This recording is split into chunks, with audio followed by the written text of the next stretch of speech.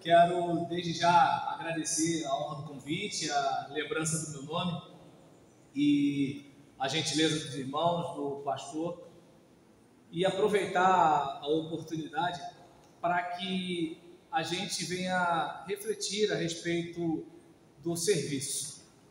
Nós vivemos um tempo em que o individualismo ele é muito forte, em que a maioria das pessoas elas vivem como se elas fossem o centro do universo, e as pessoas não conseguem perceber que boa parte da nossa infelicidade está nisso. Então, não sei se você percebe que a criança, por exemplo, ela tem uma vida muito mais confortável do que a do adulto, menos preocupação do que o adulto, mas geralmente está insatisfeito, porque está sempre querendo alguma coisa como se só ela existisse no mundo. Só que ela é criança, então vai chegar um tempo, pressupõe-se, que ela vai perceber que ela não é o centro do universo e ela vai entender que a vida tem suas dificuldades. Agora, quando o indivíduo, nós combinamos, tá? Quem está cochilando vai acontecer isso. E então, cochila não, hein? Eu já vi que o irmão aqui é fechamento. E então, às vezes a pessoa ela não consegue perceber que a esposa ideal não existe, o marido ideal não existe, a igreja ideal não existe, né? O pastor ideal não existe, a ovelha ideal não existe nada ideal. E até mesmo que o ideal só existe por causa do nosso sentimento de ausência, porque se o ideal existisse, a gente ia querer alguma coisa mais. Então, o homem tem essa inclinação para a insatisfação. E aí, quando as pessoas, sem consciência disso, ficam buscando algo que sempre lhe agrade, com certeza vai ter problema. Vai ter problema. Agora, quando o indivíduo ele está predisposto ao serviço, ele pensa: o que eu posso fazer para ajudar? O que eu posso fazer para transformar? O que eu posso fazer para mudar? E aí a satisfação dessa pessoa não é pelo ideal, é pelo progresso. Opa, eu conseguia 10, agora eu consigo 11. Eu conseguia 12, agora eu consigo 15. A coisa começou a melhorar. E quando a gente percebe esse progresso, a gente fica mais motivado ainda. Agora vai? Agora vai. Então, só um momento. Sem nenhuma brincadeira com a Assembleia de Deus, mas se fosse a Assembleia de Deus, agora o pessoal fica dando glória, aleluia, enquanto isso eu resolvi uma parada aqui. Eu resolvi. Então, mas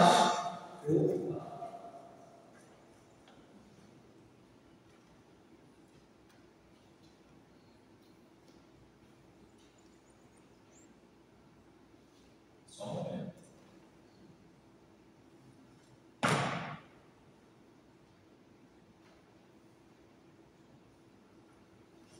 Tá, mas a posição tá boa? Tranquilo? Porque, não sei vocês, mas geralmente é comum você ver alguém usando esse tipo de microfone e fica parecendo um humorista, né? Ele não coloca direito, então a gente não tem muito tamanho nisso aqui, né? Mas agora estou até parecendo um pregador internacional, não estou nem vendo meu microfone. Então, minha gente, brincadeiras à parte, quando a gente pensa em progresso, é melhor. Você cobra menos do filho, você cobra menos da esposa, você cobra menos do marido, você cobra menos de todo mundo. Por quê? Porque você sabe que não é tão fácil avançar. Então, por quê? Porque você está fazendo parte do processo. Eu vou pegar um exemplo simples. Aquele membro que reclama, mas a igreja deveria comprar não sei o quê. Tira a igreja e coloca nós. Ele já vai ser um pouquinho mais ameno na crítica. Porque quando ele fala nós, ele começa a perceber que ele tem que tirar dinheiro do orçamento dele. O outro irmão deve passar por dificuldade para tirar, o outro também. Ou porque dá para a gente comprar isso aqui. Quando ele fala a igreja tem dinheiro. Quando ele fala nós, ele se sente parte do processo. Já ficou diferente. Então, é muito comum, eu estava falando isso numa igreja, a pessoa que critica o pai e a mãe. E aí eu lembro de uma frase de Renato Russo na música Pais e Filhos: são crianças como você e você vai ser quando você crescer. Qual pai nunca se sentiu perdido em algum momento? Que mãe nunca se sentiu mal como mãe diante de um problema? Então, quando você se tornar pai, quando você se tornar mãe, aí sim, aí vamos ver como você vai julgar e avaliar seu pai e sua mãe. Mas até lá, você ainda não calçou esse sapato. Por que alguém pode pensar, né? Por que ele está falando isso numa situação dessa? É porque os irmãos que conhecem o meu livro, o Diácono de Gente Boa, e inclusive os que estiveram na palestra aqui juntamente comigo, sabem que no meu livro eu falo sobre pessoas vocacionadas e pessoas equivocadas. As vocacionadas são aquelas cujo coração arde por aquilo. Elas querem servir. Elas querem ver o reino avançar. Elas querem ver o pastor sendo o artilheiro do campeonato. Elas não se ressentem da juventude fazer um trabalho brilhante. Elas querem ver o progresso, o avanço da igreja. O equivocado não, o equivocado é estrelinha. Se ele receber menos elogio que alguém, ele muda. Se ele não receber oportunidade no domingo à noite, mas receber no meio da semana, ele muda. Se ele for tratado como um irmão igual aos outros, ele muda. Porque o foco dele não está no serviço, está na posição. E aí, quando a gente pensa no interesse em servir, vamos pensar no trabalho de um pai e no trabalho de uma mãe. É trabalho? É. Mas não é um trabalho como os outros, é uma missão. Porque o trabalho, já passou da hora, eu tenho que ir embora. Eu não ganho para isso. Já que fulano fez de qualquer jeito, eu vou fazer de qualquer jeito também. Agora, quando é filho, meu Deus, será que estou dando remédio à dose certa? É o horário certo? E a escola? E a tarefa da escola? É aquela preocupação. Eu estou dando para o meu filho crescer e sustentar. Mas quando eu falo isso para os pais de adultos, aí eles falam, não, filho criado trabalha dobrado. E a gente ainda se preocupa com o casamento deles. E a gente se preocupa com os filhos deles. E a gente se preocupa com os netos deles. Meu Deus, essa coisa não vai acabar? Então, é diferente. Serviço e status, dedicação e posição. É sobre isso que eu gostaria de falar com vocês. Mas, antes de nós irmos para Atos capítulo 8, você já sabe para onde eu vou, eu gostaria de dizer que eu trouxe o exemplar do meu quinto livro, chamado Conheça a Sua Bíblia. Se você quiser ajudar a obra do Senhor, Poder de Leão, você pode adquirir, seja no Pix, no dinheiro, no cartão, no Credicrente. Como é que é o Credicrente? Você que não tem como pagar agora, você dá o seu nome para o irmão Luciano, porque eu não tenho seu contato, mas eu tenho. Então, aí é só você conversar comigo lá na frente, tá certo? E tudo bem. Meus irmãos, indo para Atos, capítulo 8, o certo seria, caso vocês não, mas as pessoas na internet, elas podem dizer, você está rendendo na hora de pregar, o certo seria eu falar antes, mas eu lembrei agora e não posso esquecer, tá certo? Até porque tem que sustentar o cara ali, até tem que sustentar depois. Vamos lá. No capítulo 8, a partir do versículo 30, diz que então Filipe correu para a carruagem, ouviu o homem lendo o profeta Isaías e lhe perguntou: o Senhor entende o que está lendo? Ele respondeu: como posso entender se alguém não me explicar? Assim convidou Filipe para subir e sentar-se ao seu lado. Esse texto aqui me lembra muito a questão de atender necessidades. Se você observar lá no capítulo 6, que a irmã leu agora há pouco, você vai reparar que os apóstolos eles precisavam ministrar, mas havia aquela demanda na igreja. Então, para quem de repente reclama de tumulto na igreja, de panelinha na igreja, isso aí não é de Igreja Batista, isso aí não é de Brasil, isso aí não é de hoje. Então, aquelas igrejas, né, cuja origem remontava à origem do Salvador, tinha um tipo de atendimento. Aquele pessoal que já era de fala grega, era um outro tipo de atendimento. E, obviamente, quem se sentia desassistido reclamava. Normal. Você aceita ser maltratado hoje, amanhã, você tem dificuldade de ser desprestigiado uma hora ou outra, mas todo dia, toda hora, chega uma hora que a gente vai para o limite. E aí, teve aquele bafafá, os apóstolos entenderam, vamos sair do nosso propósito. Então a gente não pode perder o foco. O foco é palavra e oração. Eu até observo com todo respeito, né, ao pastor que dirige trator, que cava sapata e tudo e tal, mas assim, o negócio do pastor é gente. Mas o que faz muitas vezes o pastor fazer o trabalho diaconal? Porque muitas vezes o diácono equivocado quer fazer o trabalho pastoral. Qual é o seu trabalho, diácono? Eu sou o supervisor de DEM. O pastor falou 10 hoje. Não pode. Não pode. Ele é pastor de uma igreja importante. Pastor de uma igreja importante, você pode ficar falando com DEM? 10 né? Não. É demais. E você? Não. Eu estava reparando, o pastor hoje veio de calça jeans, isso é inadmissível. Como pode um homem de Deus usar calça jeans no púlpito? E aí, por aí vai. E nessa situação, o diácono supervisiona. E o pastor vai fazer trabalho diaconal. Não tem como. Você pode ficar andando de cabeça para baixo, plantando bananeira até certo ponto. Se é que você tem tonicidade muscular para isso, equilíbrio para isso e habilidade para isso. Legal. Mas vai chegar uma hora que não vai nada. Porque essa não é a função principal das mãos.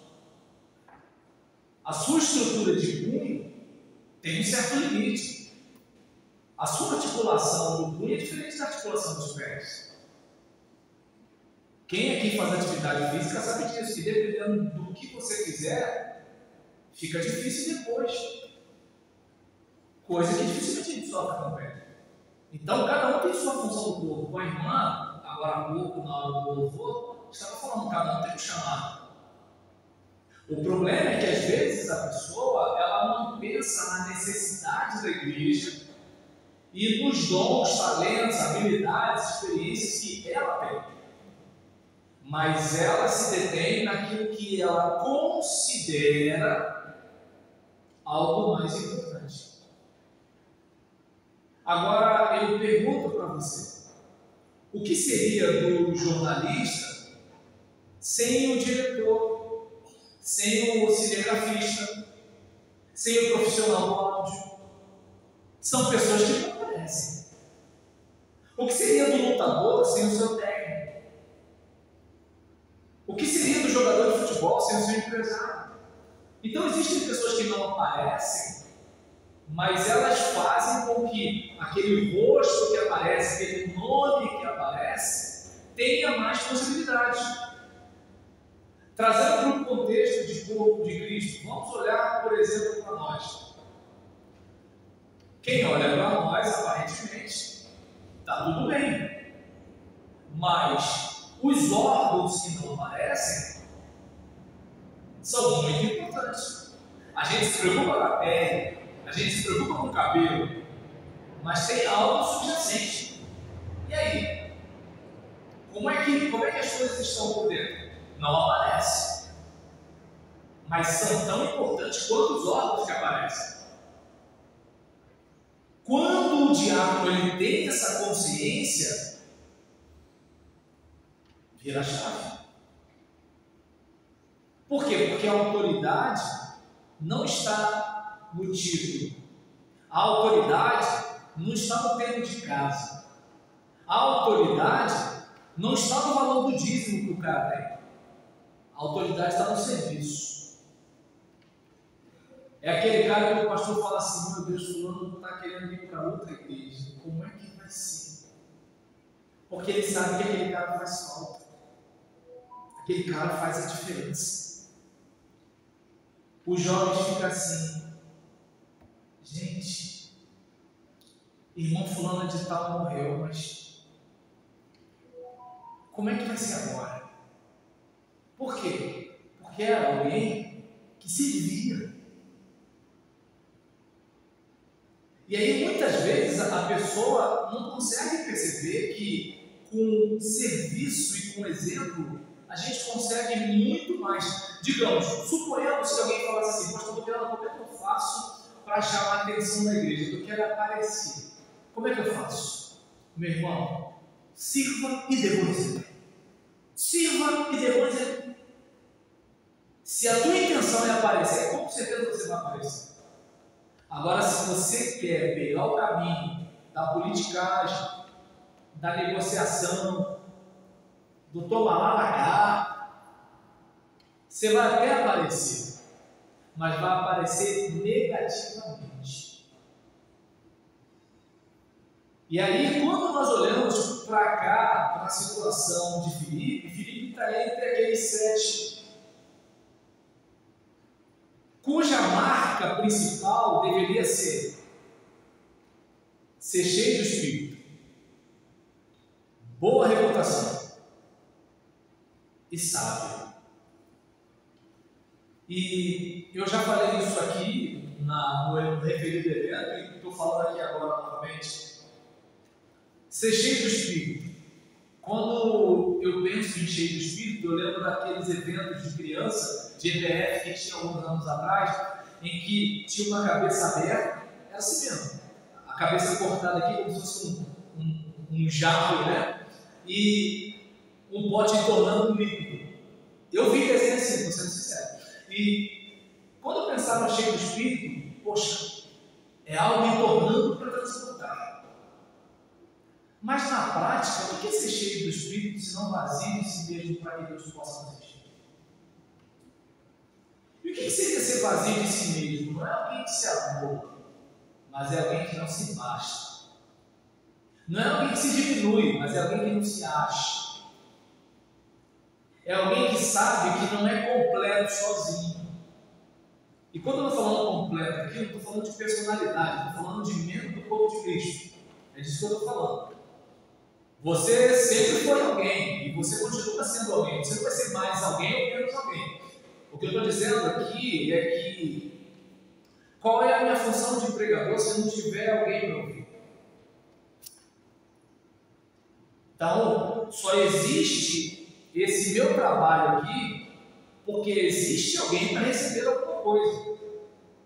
Se todos vocês decidissem, não vou hoje, não quero ouvir pregação, eu vou vou maratonar a série na Netflix, eu não teria para quem falar aqui.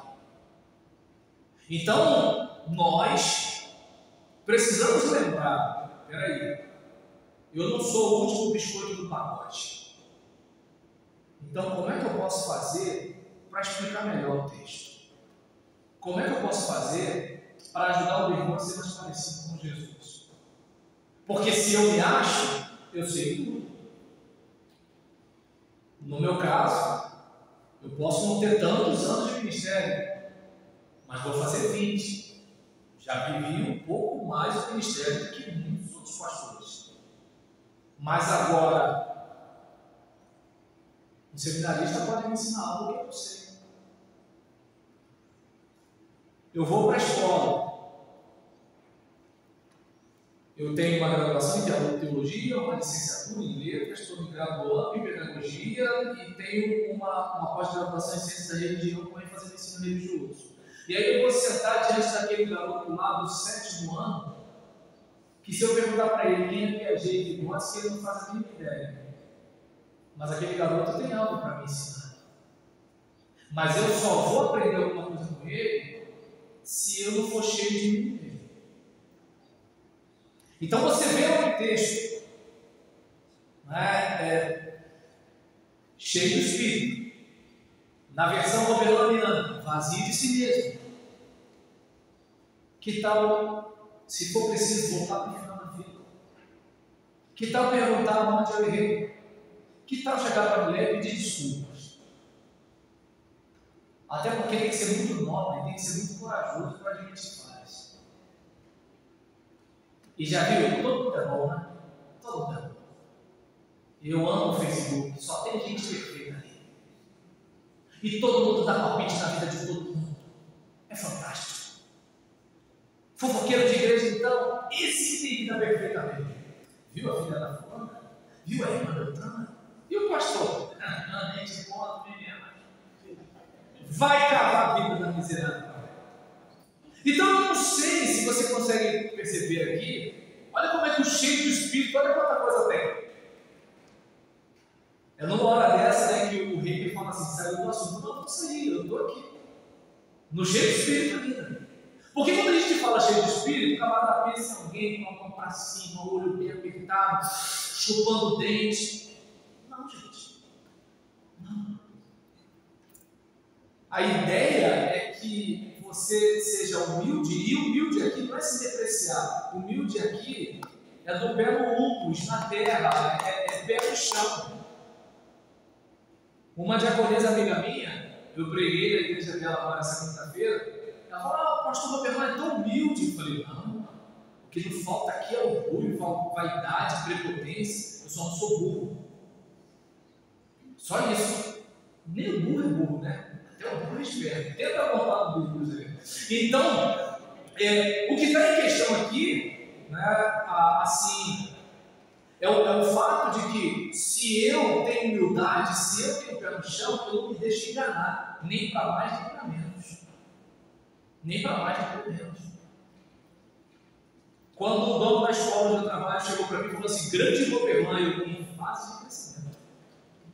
Primeiro porque eu quero crescer mais mesmo. E segundo porque eu sei que ainda falta muito, tem muito cremogelo para me tornar grande.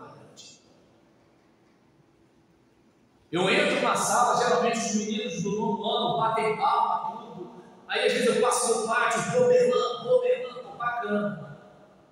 E o dia que eu desagradar? Eu estou novo na escola. Hoje eu sou a cereja do bolo. Eu não vou ser a cereja do bolo todo dia. Claro que o professor não desagrada tanto quanto o pastor. Né? Na primeira semana o pastor já desagrada alguém, mas agora o professor demora um pouco mais, geralmente no período da avaliação. Né? É nessa hora que ele não presta, que ele não ensinou nada. Né? A mãe que mandava maçã já fala um monte de coisa. Agora o pastor, às vezes, se ele chegou de cabeça erguida, vai idoso. Se chegou de cabeça baixa, inseguro. Já é o suficiente no primeiro dia. Entendeu?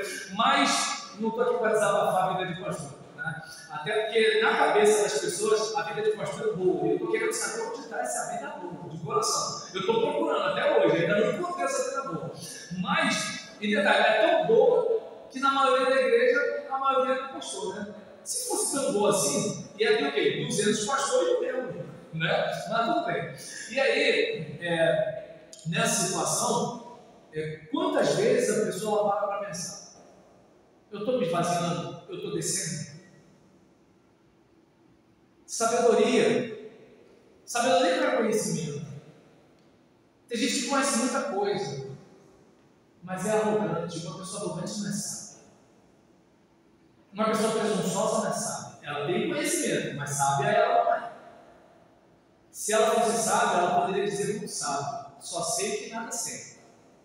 E olha que ele sabia muita coisa, mas ele tinha consciência, considerando o que ele sabia, para o que ele não sabia, então ele não podia ser arrogante. Já reparou que quanto mais você estuda, mais você percebe sua ignorância? E já reparou que quanto menos você estuda, mais você acha que sabe? O camarada ele fala de robótica, geopolítica, fanatismo, ele não estudou nada. Aí aquele outro que estudou, ele sabe que tem essa ramificação, tem essa aqui desdobra dessa, tem isso, tem aquilo. Oi? Entende? Então, ou seja, o conhecimento vai te trazendo um certo leque de informações. Mas agora, se você não tiver humildade, você não chega no nível da sabedoria, em que você pode fazer uso, inclusive, do conhecimento do outro. Nem todo dono de veterinária é veterinário, mas é um bom gestor, é um bom líder, é um bom negociador. Então ele consegue ter um bom time, uma boa equipe. E o outro que é veterinário não tem empresa, é funcionário. Quem nunca viu aquele camarada que estudou até como dizia minha mãe, admissão, né? O que é engraçado, né? O cara estudou até a admissão e ele é patrão de gente universitária. E aí? Então, sabedoria, como diria Rebanhão, mora com gente humilde. Por isso que tem muita gente que se acha sábio, mas não é. E reputação não precisa falar muito, né? É como eu disse agora conversando com alguns irmãos. O irmão Gilvan conhece uma irmã que foi tesoureira na igreja onde eu fui seminarista. O pastor me conhece desde de uma igreja onde eu fui quando eu nem imaginava colocar os pés aqui. A esposa do pastor é irmã de um pastor casado com uma ex-colega de trabalho minha. E que foi professor da minha esposa no Instituto de Treinamento de Líderes, na Associação Batista Meritiense, onde eu fui presidente. Olha aí, agora pensa comigo o seguinte, imagina, eu pego dinheiro emprestado com o pastor, não pago, eu penso, ele está lá, não sei onde. Aí um dia eu conheço o irmão Luciano. Eu nunca faria o link entre o irmão Luciano e Vila Aliança. Não faria. Eu não faria ligação entre Curicica e Pinheirão. E como é que eu vou parar em Pinheirão a partir de uma irmã que eu conheço de Jardim ou no Pilar Duque de Caxias? Ou seja, quanto menos coisa errada nós fizermos, melhor. E mesmo com esforço, nós fazemos coisas erradas. Então, eu não sei se dá para perceber a importância do diálogo ter esse cuidado. Eu já tive experiência de ganhar um cara para Jesus e convidá-lo para ir para a minha igreja. E a esposa do cara fala assim: não, ele não vai não. Mas por que não vai? Não tem um irmão dele? O irmão dele era do diabo. E quando a menina começou a vomitar tudo, não era mentira, porque eu conheci, cara. Eu não sei se dá para perceber.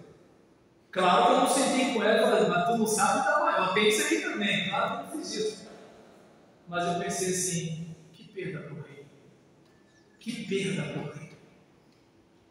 Um cara que dificulta o acesso do seu próprio irmão, do seu próprio sangue, a membresia da igreja que ele faz parte. Onde ele exerce diaconato, tem liderança disso, daquilo, outro, porque tem gente que tem liderança de um monte de coisa. Sempre liderança. Então, eu não sei se você percebeu. E aí você, olha como é que são as coisas. Os apóstolos falam, escolham 7 nomes. E a própria congregação reconhece.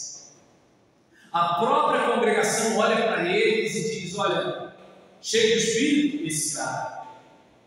Sabedoria, esse cara. Reputação, esse cara. Imagina que aquele monte de gente concordando que aquelas pessoas têm aquelas virtudes. Olha o nível que esses caras estavam. E isso se revela nos capítulos seguintes.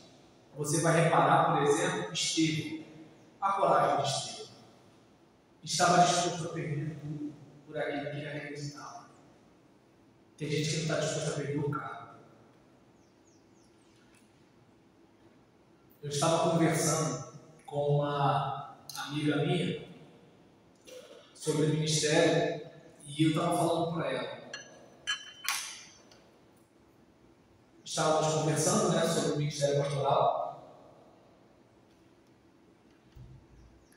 e eu disse para ela: quando a gente é vocacionado, a gente está disposto a perder o que a gente ama justamente por amar. Porque vivemos um tempo, peço licença para falar de ministério pastoral, embora o contexto seja diagonal, em que as pessoas dizem que querem pastor, mas o que elas querem muitas vezes é um cara lá na frente para falar o que elas querem ouvir. Elas querem um cara lá na frente para falar bonito no 15 anos da filha, que se bobear já está no segundo aborto, para não manchar o nome da família. Elas querem um cara lá na frente para falar bonito para aquele casal que está se casando ali, mas que não foi para o gabinete pastoral para receber orientação pastoral. E ia para o motel depois que saía do culto. Elas querem uma fantasia para que alguém diga para elas o quanto elas são boas, quando a Bíblia diz que o nosso coração é mau. Elas não querem ser confrontadas pelo seu pecado, elas querem ter o seu ego massageado. E por amor ao ministério pastoral, por mim, essa gente pode contratar quem quiser, eu estou fora. Eu, com dignidade, lavo o banheiro me olhando no espelho, mas não me sujeito a 20 mil de salário para passar por isso. Até porque alguém que me trate assim não vai me ver como pastor nunca, porque ela sabe que eu sou refém dela. E aí eu estava falando isso com ela. Aí eu pergunto: até que ponto o diabo está disposto a perder? Até que lágrima ele está disposto a derramar? Justamente por amor ao diaconato. Então eu não sei se é você perceber. Quando você realmente valoriza algo, você tem um mínimo de dignidade. Porque você entende que você não pode comprometer aquilo que você acredita. Estevão foi além, né? Eu não teria coragem de fazer o que ele fez. Mas ele foi lá, dedo na cara, e falou para aqueles caras ali que se achavam os doutores em Deus: vocês são coisa nenhuma. Vocês são isso e isso. E o pessoal não suporta e começa a marcar pedra. E quando eu penso em apedrejamento, pastor, eu penso naquelas pedrinhas, né, que a pessoa pega, dá um teco, né? Porque eu, quando eu levava pedrada no tempo de moleque, hoje em dia a molecada nem dava mais pedra, né? Mas era mais ou menos assim: você vai brigar, né? Porque no meu tempo criança brigava, hoje criança dá tiro, né? No meu tempo brigava. E aí você vai brigar. Bem, tem aquele cara que tem um irmão mais velho, que vai te pegar, então você não bate naquele cara. Tem aquele cara que é do teu tamanho, então você de repente vai encarar, mas às vezes ele é do teu tamanho, mas ele briga muito. E tem aquele outro que é menor.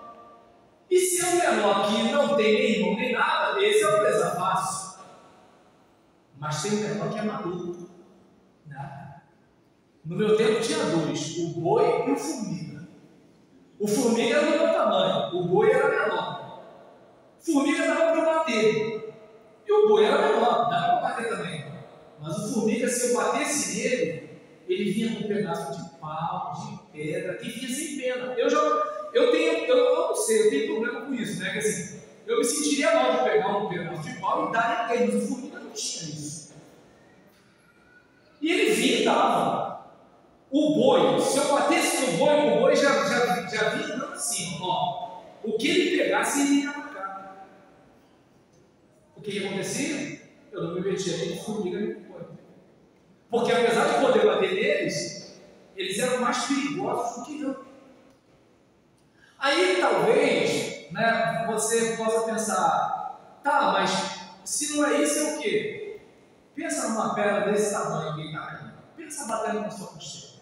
Eu não estou falando da pedrada que o boi dava.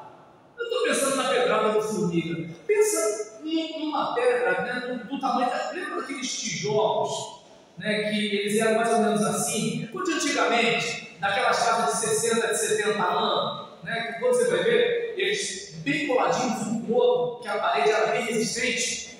E aí isso que para você furar é um inferno. Então, imagina uma pedra daquele tamanho. E aí bate nos ossos, aquilo bate na tua cabeça, aquela gente cheia de ódio de Estevão. Mas Estevão consegue ver Jesus ali, de pé ao recebendo. Por amor a Cristo, eu sofri a perda de todas as coisas e as reputo como nada, pela excelência do conhecimento de Cristo Jesus. Quem está disposto a isso? Considera tudo como nada. Imagina que de repente você amar, abrir a Bíblia, pregar e tudo, e aí você sabe que todo dia alguém de alguma forma tenta ameaçar tirar aquilo de você. E você chega ao ponto de falar o seguinte: Senhor, por amor, eu abro mão. Se o Senhor quiser, eu fico. Se o Senhor não quiser, eu não fico. E vida que segue. Estamos dispostos a isso? Estamos dispostos a, em vez de querer salvar a vida, estamos dispostos a perdê-la? Gente, isso é tão libertador. O pessoal que tem a minha idade vai entender isso que eu estou falando. Meu filho está naquela fase de que ele quer ser aceito por todo mundo. E aí, quando tem uma criançada brincando, ele quer brincar, e a criança fala assim: você não, aquilo é a morte para ele. Eu vejo uma turma conversando ali, eu chego, todo mundo cala a boca porque não quer fazer amizade comigo, eu saio. Porque eu não quero forçar que ninguém goste de mim. Não gosta, filhão. Parabéns. Eu me amo o suficiente para não ser preso a isso. Quem passou da minha idade sabe do que eu estou falando. A gente não tem mais aquela coisa adolescente de assim, eu sou o que os outros dizem que eu sou. Não. Porque de repente quem está me dizendo que eu sou isso e aquilo é um recalcado, é um traumatizado, é um neurótico, é um psicótico, sei lá o quê. E aí ela está projetando em mim o problema dela. Agora, o Roberlan de 13 anos não era assim. Ele queria ser aceito, ele queria ser aprovado. Então Jesus está chamando a gente para essa libertação. Seja quem eu chamei você para ser. Claro, por favor, ninguém disse isso que eu estou falando para ser mal educado, para ser grosseiro. Não, eu aprendi hoje de manhã que eu tenho que ser quem eu sou. Eu deixei de ser branco para ser franco. Volta a ser branco, meu irmão. Ser franco é diferente de ser mal educado. São duas coisas diferentes. Né? Então, nós olhamos para esse contexto e verificamos a situação de Estevão. Aí talvez você pense assim: tá, mas o tempo já está acabando, já está na hora de acabar o culto e você ainda não falou de Filipe. Falei que Filipe está nesse time do cheio do Espírito, cheio de boa reputação, cheio de sabedoria, que ele faz parte da equipe onde Estevão está. Pessoas que justificam o motivo de terem sido eleitas.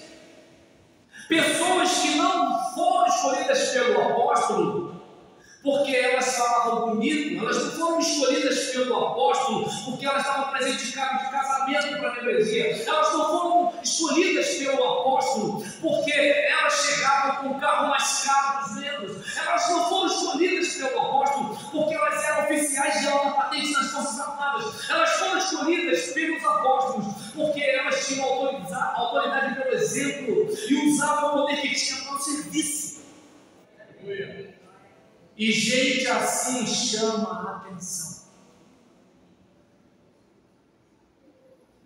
Na escola onde eu trabalho não pode usar celular. Eu trabalhei numa outra como estagiário que podia. Então eu falava: vai aí no chat GPT, vai aí no YouTube, vê não sei o que lá. A escola tinha uma regra, essa outra tem outra. E aí isso, um adolescente foi mexer escondido. Eu falei: filho, não faço isso não.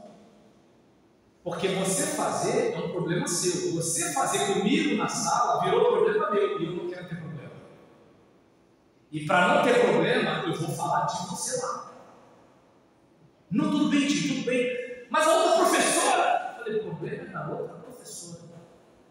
Porque eu sei que hoje eu fico usando o celular na frente dela.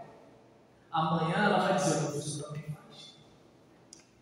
A importância do exemplo. A importância do exemplo. O irmão agora há pouco lá fora chamou meu filho de vascaíno. Ele nem respondeu, porque lá em casa futebol, né, é uma virilidade que me falta, gente. Eu sou aquele cara que assim, eu só jogo no time da igreja, mesmo assim sou caneludo, né? Assim, já viu aqueles cavalos doidos correndo? Sou eu jogando bola. Então, obviamente, eu fui vascaíno quando eu era criança, porque meu pai é vascaíno até hoje. Mas aí depois dos 8, eu falei, pai, não dá. Só passava bloco de samba cantando a música do Flamengo, aquele negócio todo dia. Eu falei, pô, o Flamengo toda semana passa aqui em casa, aqui na rua, flamenguista. Eles estão sempre comemorando. Eu falei, pai, não dá pra ser Vasco mais não. Né? Aí isso, meu pai guarda isso até hoje. Eu tenho 82 anos e ainda tem mágoa dessa conversa nossa. Eu devia ter uns 8 anos, 7 anos na época. Né? Mas aí isso, por exemplo, a gente lá não tem. Agora, você pode conversar com o meu filho sobre algum texto. Em inglês, mais ou menos, porque ele está conversando. Mas sobre contos de fadas, sobre história bíblica. Ele pode escrever alguma coisa para você. Por exemplo, se eu quiser mandar aquela mensagem, né, os que são gravados, uma mensagem, né, para Gisele, eu não posso. Eu tenho que mandar foto, figurinha, desenho animado. Tem que ser alguma coisa assim, no código, porque se for texto já é. Então, nessa situação, e quem não entendeu, eu não vou explicar. Então, nesse caso aqui, eu não sei se dá para perceber, até porque se ele entender também lascou. Né? E assim, diante disso, sabe a importância do exemplo. Porque eu sei que se eu fosse um lutador de Muay Thai, eu estaria inspirando meu filho. Entende? Então, se meu filho me chamar de coisa, eu vou mesmo. Então, eu não sei se dá para perceber que assim, isso não é uma coisa que eu programei. Isso é quem eu sou.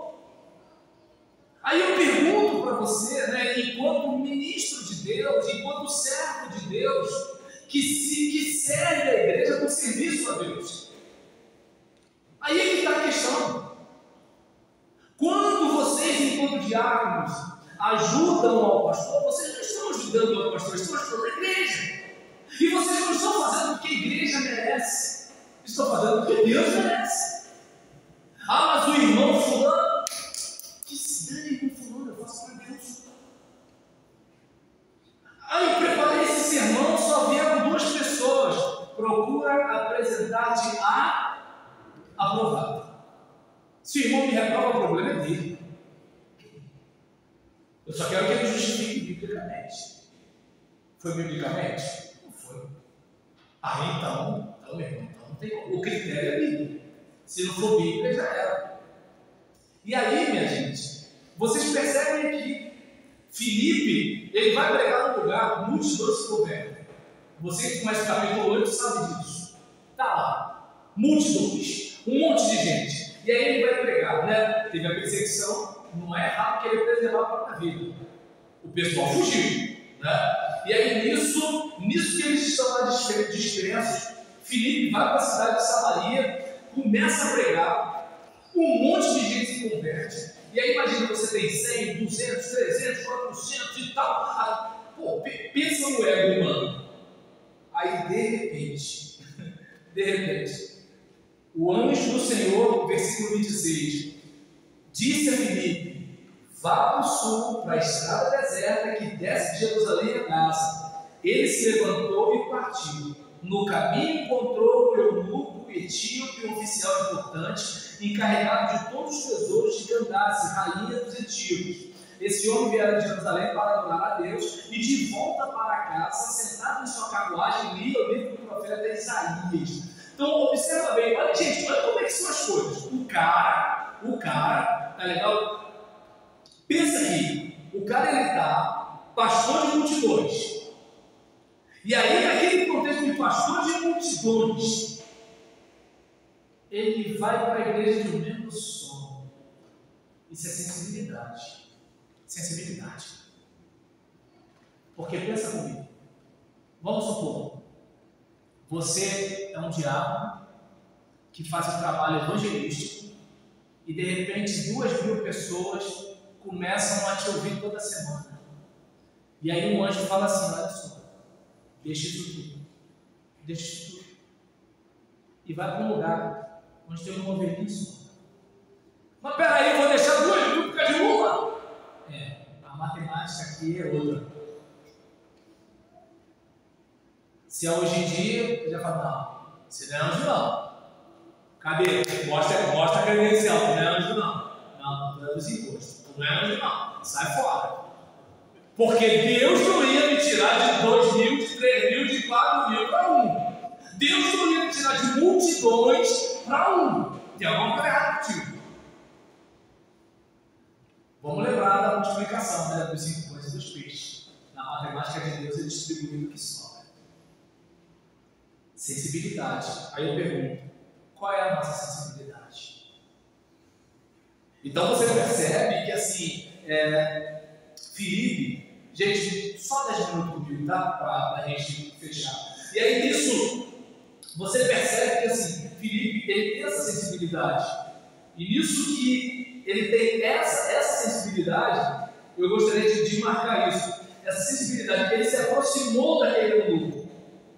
Até que ponto a gente está sensível ao que está acontecendo na igreja? Cadê aquela garota de 14 anos que não aparece mais? Ah, mas os adolescentes não querem nada. Você já foi adolescente? Digamos que fosse você. E aí? Ah, mas eu não sei mais o que fazer. Se Deus desistisse de nós. Não sei você. Eu tenho vergonha das minhas orações de confissão. É um tal de fazer confissão do mesmo problema. Senhor, me perdoa porque eu fiz isso. Aí na semana seguinte, se eu for orar, pastor, meu Deus, esse problema de novo. Senhor, eu vou pedir, mas assim, eu estou sem graça aqui, porque não era para estar nesse pecado, não era para estar nesse erro, não era para ter esse problema. De novo! E nem por isso Deus desistiu.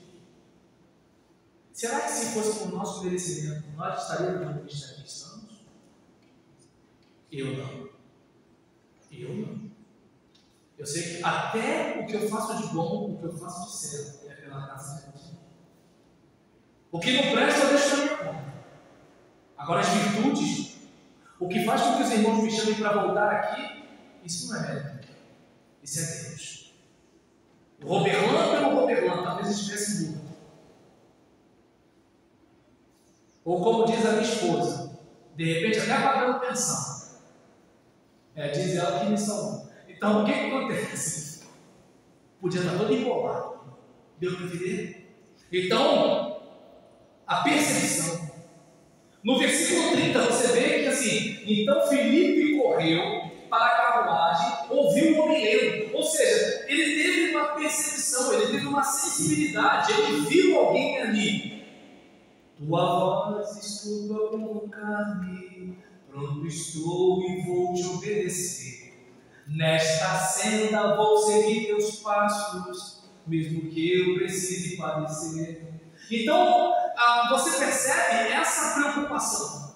O que sou e tudo que possuo, eu entrego para te servir. Quero ser um instrumento usado por ti, Senhor. Eis-me aqui, eis-me aqui. Aí eu pergunto, estamos dispostos?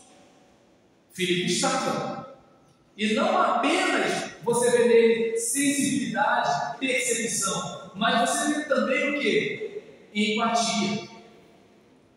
Ele chega para o cara e fala assim, você entende o que você está lendo? Aí o cara fala, mas como é que eu vou entender se ninguém me explicar? Como irão se não há quem pregue? Como crerão se não há quem pregue? É muito fácil dizer que o bairro está assim, o bairro está assado. É muito fácil falar que o vizinho é assim, assado. É simples dizer que a minha igreja está assim, está assada. A questão é, o que eu estou fazendo? O que estou fazendo se sou cristão? Entende? Esse é o caso.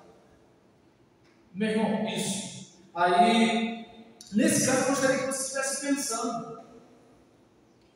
A lâmpada para os nossos pés é a palavra de Deus. A luz para o nosso caminho é a palavra de Deus. Mas até que ponto nós temos essa sensibilidade e essa percepção e essa empatia com conhecimento bíblico? Porque não adiantaria nada que Filipe e o eunuco têm necessidade. E o eunuco está tendo dificuldade para interpretar o texto. E o eunuco está tendo um problema. E aí o eunuco fala assim, mas eu não sei o que está escrito aqui. Aí nisso o Filipe fala, nem eu. Vamos chamar o pastor César. Deu para entender? Não! Filhão, se Deus te colocou ali, é para você ir com permissão. Eu não estou dizendo que você não vai recorrer ao seu pastor. Mas você vai recorrer ao seu pastor para te dar um suporte. Não para fazer o que é para você fazer. Cada um tem sua missão no corpo. Eu sou aquele cara que dirige a congregação. Então, se, por exemplo, levita fizer greve, né, tem um pessoal que se acha, né? Brigando comigo, também não vou mais. Aí o outro quer fechamento, também não precisa, tu não vai, eu não vou. Se ele não volta, eu também não vou. A igreja se lasca. Eu sei que assim, Jurandir está chateado, estamos chateados junto com o Jurandir, agora o pastor vai ver. Gente, eu não consigo entender isso. Claro, um crente raiz vai dizer que é o Satanás. Mas assim, eu estou falando, vamos pensar no aspecto racional. Qual é a inteligência disso? Nenhuma.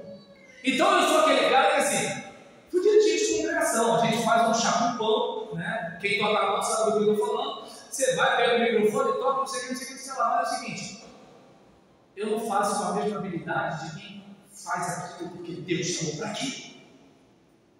É aí que está a questão. Então Deus te chamou para uma determinada coisa. Prepare-se nela. Torne-se o melhor possível. E por aí vai. Então foi isso que aconteceu.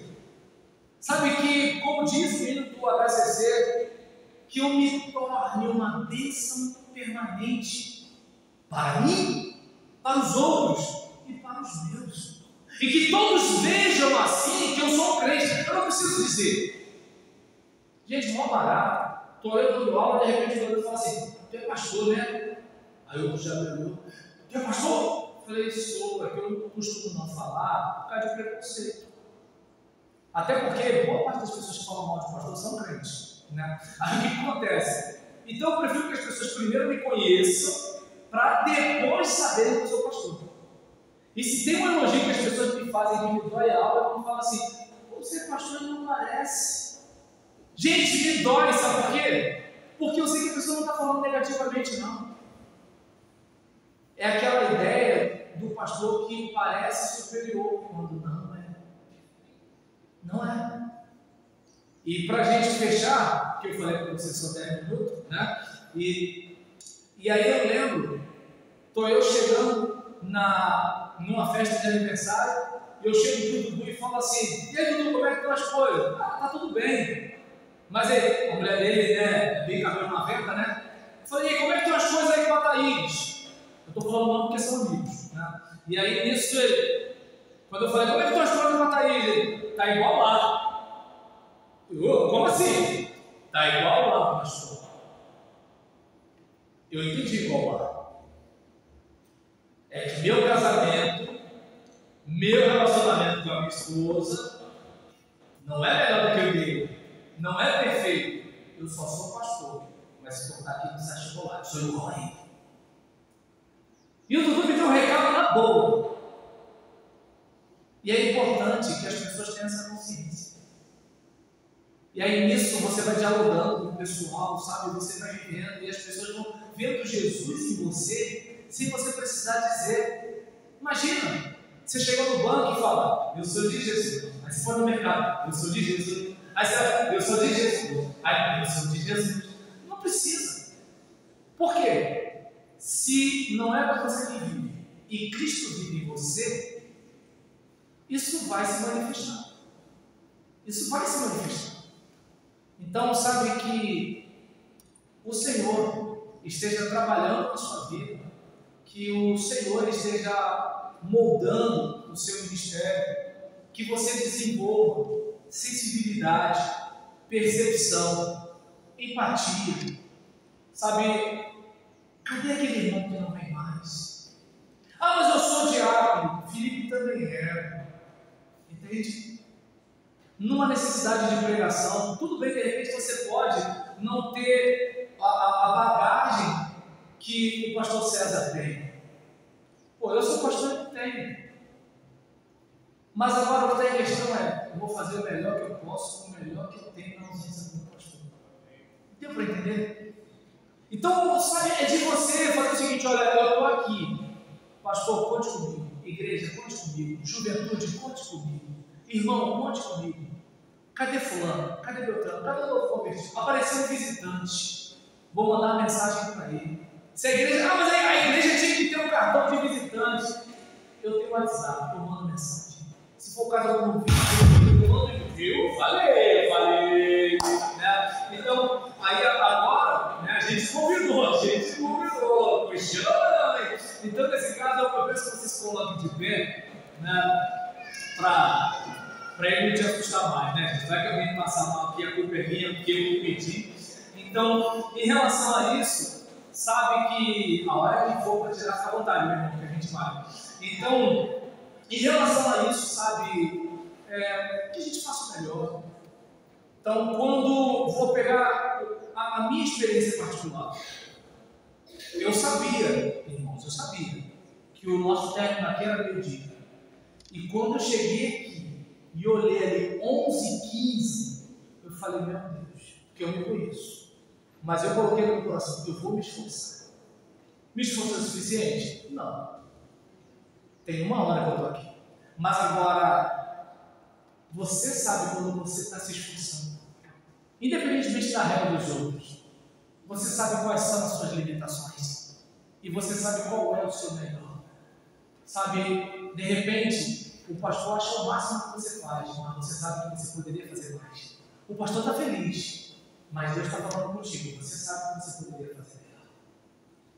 Então, sabe que, em nome de Jesus, percepção, empatia, sensibilidade e conhecimento na sua área de ação. Se você é do som, melhore. Se você é da recepção, melhore. Se você é da parte da diretoria, melhore. Seja o faixa preta da sua área. Porque o pastor merece, mesmo que não mereça. Porque a igreja merece, mesmo que não mereça. Porque o bairro reconhece, mesmo que não reconheça. Aquele que estava lá, de braços abertos para Estevão, é o que está lá aguardando você para dizer naquele grande dia: servo bom e fiel, você foi fiel um pouco, eu vou te colocar agora sobre o mundo e venha para o gozo do seu Senhor. Eu quero ver isso, espero que você também queira. Medita comigo nesse louvor. A tua palavra escondi, guardada no meu coração, para eu não pecar contra ti, Senhor. Minhas vestes de sangue lavei, e das tuas águas bebi, para ser uma oferta agradável a ti. Me consagrei.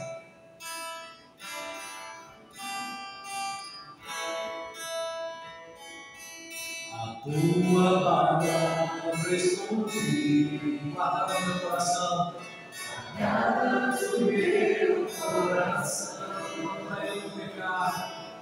para eu não pecar contra ti, Senhor. A tua palavra escondi, minhas vestes do sangue lavei, vestes do sangue lavei, e das tuas águas bebi, e das tuas águas bebi, para ser uma oferta, minha vida te consagrei,